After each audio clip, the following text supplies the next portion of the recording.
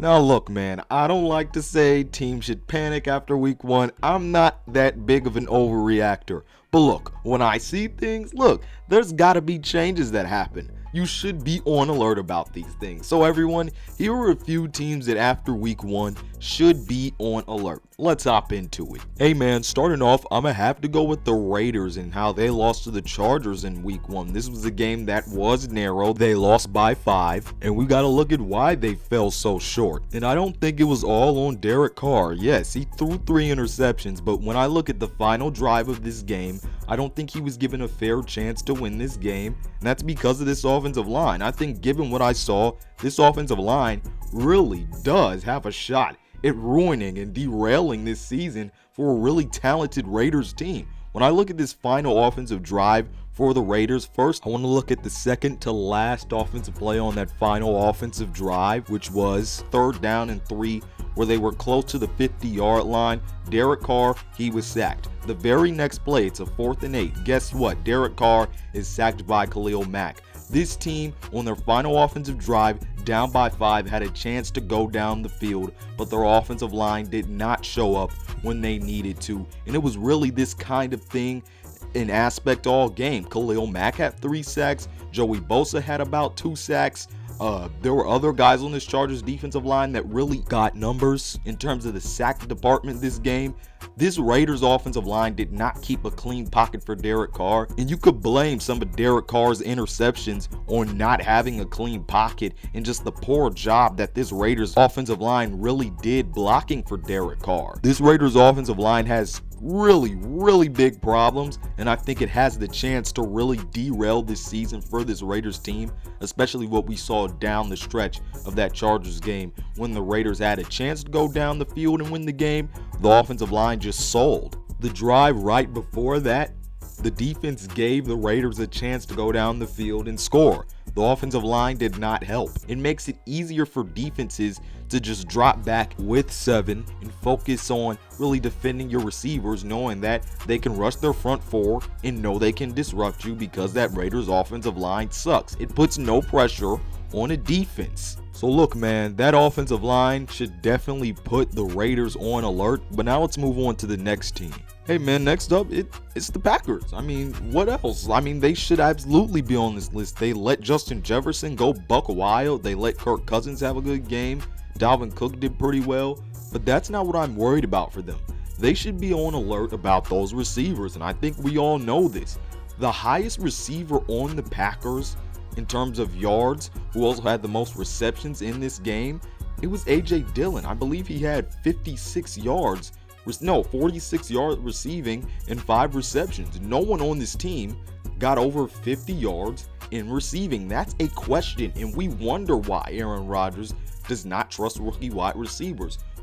And these young wide receivers mainly, we saw Christian Watson drop an easy touchdown earlier in that game, and that just summed up why Aaron Rodgers does not trust these receivers. Not only was the really box score really low in terms of numbers for these receivers, but when you look at it, nobody was getting open. So look, it's not a large help to Aaron Rodgers when your receivers not only aren't really producing, but they can't get open. Look, who misses who? Look, it's definitely Aaron Rodgers who is missing Davante Adams right now. Davante Adams had an amazing week. He is not missing Aaron Rodgers. Aaron Rodgers is missing Davante Adams right now, everyone. And the Packers have a problem at receiver. Nobody is getting open, and nobody is filling up that stat sheet. And they lost because they weren't able to move the ball when they needed to move the ball the most through the air. And that's what I said coming into this game. I just trust the Vikings to move the ball more and move it more efficiently and be more effective and be more explosive. And that's what they were. And the Packers, with their receivers who just weren't getting open, were not able to match what the Vikings were doing through the air. Hey man, to me, it's also got to be the Cowboys who should also be on alert. Look, they won't have Dak Prescott. This passing offense was really stagnant with Dak Prescott. Just imagine how stagnant they're going to be without Dak Prescott. This was a passing game that CeeDee Lamb didn't really make a lot of noise in versus the Bucs in week 1.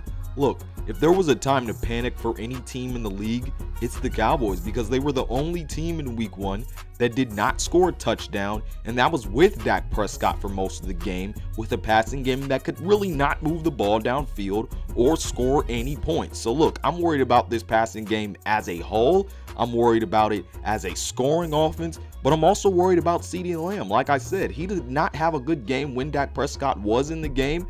Just imagine how he's going to do with Cooper Rush.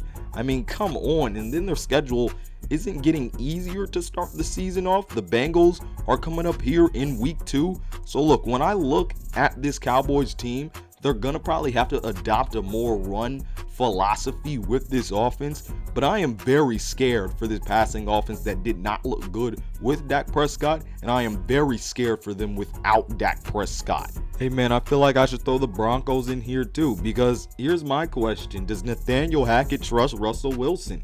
You're paying the man, what, over $200 million over the next few years. Do you trust Russell Wilson? And to me, you have to with the money that you're paying him. This is a team that with 50 seconds in the fourth quarter, with what, a 4th and 5, had 3 timeouts, you decide to go with an impossible field goal from 64 yards. It's not impossible, but it's definitely hard.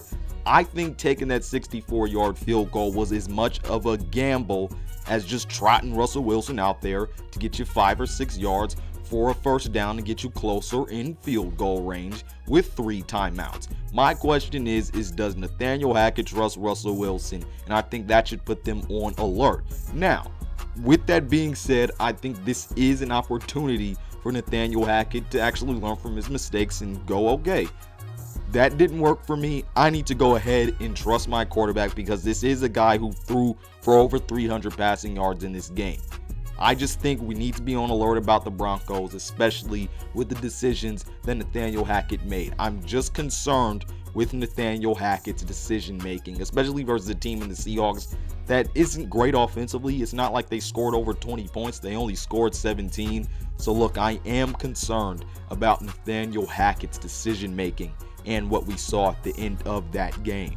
But I can't talk about Nathaniel Hackett's decision making and not talk about Matt Rule, because he is a guy that still did not look like the guy for the job on Sunday versus the Browns. He's someone that I think really did cost his team the game from training camp, because if Baker Mayfield was getting those reps as a number 1 quarterback and not splitting them with Sam Darnold from the start, I think this is a team that would have came out the gate way much better than it did versus the Browns on Sunday. And I think they wouldn't have looked as stagnant as they did on Sunday versus the Browns through the first 3 quarters. Now, while I'm not the biggest believer in Baker and I don't really like that Carolina offensive line, I think it was a terrible decision for Matt Rule to even put his team in that position to where you look stagnant, because you have a quarterback who hasn't been playing with his number 1 players all that much and as much as he needs to. You trot him out there with an offensive line that's not all that well, and you wonder why they look stagnant for the first 3 quarters. And then